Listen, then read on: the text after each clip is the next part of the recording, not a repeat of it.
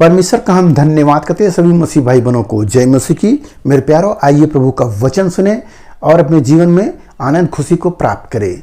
तो मैं आज का वचन लाया हूं उनके लिए जिसके परिवार में लड़ाइयाँ झगड़ा होती है, जो पति पत्नी एक दूसरे से लड़ाई करते हैं, मार पिटैया करते हैं, उनके लिए आज का यह कार्यक्रम है। तो वो इस वचन को सुने और समझे कि क्या मेरे जीवन में इसके विपरीत है या इसके अनुसार है। तो आपका लड़ाई रुकेगा जब आप इसके अनुसार चलेंगे। तो आप इस वचन को जरूर सुने ताकि आपके जीवन में जो भी उपद्रव चल रहा है, पति हो या पत्नी हो, दोनों इस वचन के अनुसार चले, झगड़ा जरूर खत्म होगा।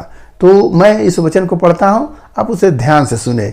यहाँ पर इफिसियों की किताब अध्याय 5 और वचन 28, इस प्रकार उचित है कि पति अपनी पत्नी से अपनी देह के समान प्रेम रखे।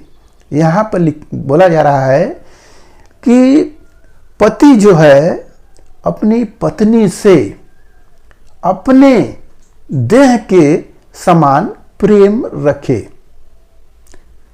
आप देखेंगे कि लोग घर में लड़ाइयाँ करते हैं।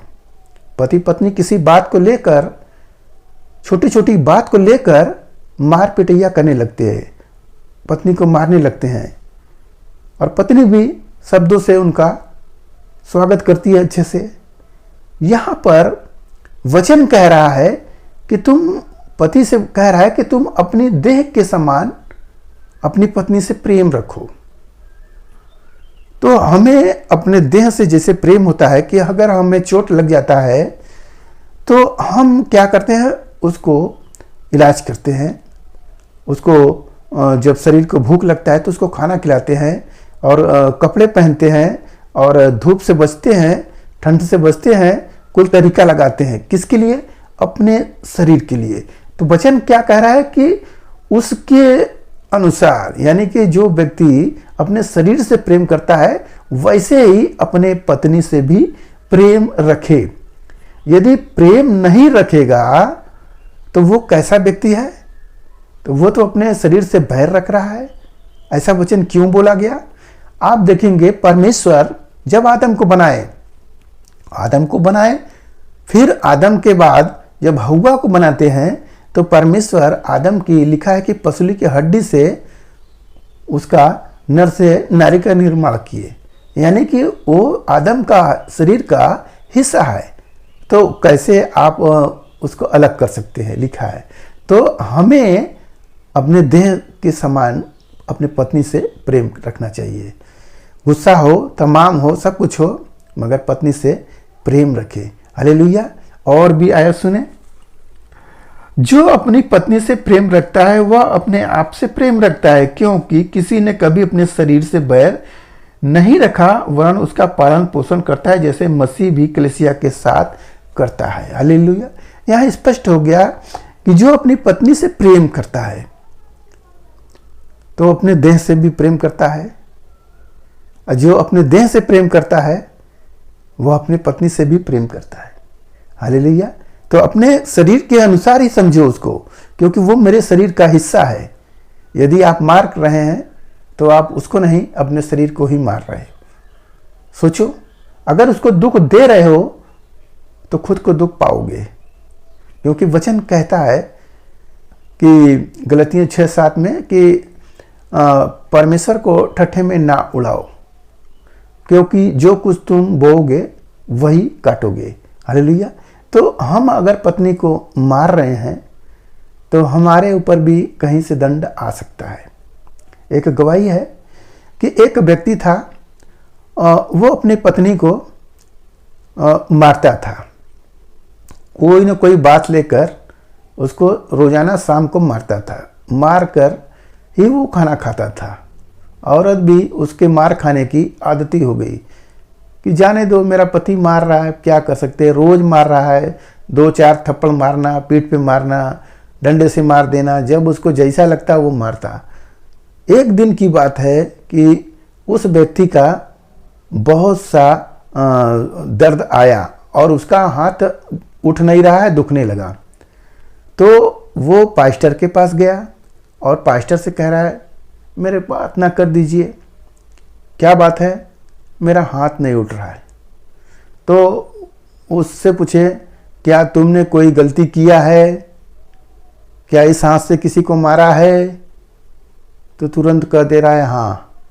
तो आज से मत मारना, जाओ तुम भले चंगे हो जाओगे। कह प्रार्थना कह अपने मन में पश्चाताप कर लिए, अब तुम ठीक हो जाओगे। हालेलुया, मेरे प्यारो, चंगा हो गया। तो हम जब मारते हैं किसी को तो क्या हमारे ऊपर मारने वाला परमेश्वर नहीं है? वो नहीं मारेगा। तो हमें अपने पत्नी के साथ प्रेम रखना चाहिए, जैसे प्रभु यीशु मसीह आपसे प्रेम रखते हैं, आपको पालते हैं, पोसते हैं, बढ़ाते हैं। हमें ही क्या, पूरी कलीसिया को लिखा है कि कलीसिया से जैसे मसीह प्रेम करता है वैसे तुम भी प्रेम करो। हालेलुया, मेरे प्यारो, आज के इस वचन से आपको पता हो गया कि हमें अपनी पत्नी के साथ प्रेम का बर्ताव रखना चाहिए और पत्नी को भी अपने पति को प्रेम करना चाहिए।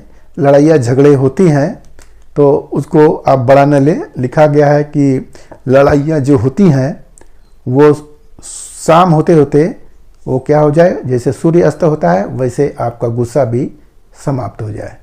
वो लड़ाई शाम को ही ख़त्म हो जाए, वो बढ़ना नहीं चाहिए, फिर मेल मिलाप हो जाए।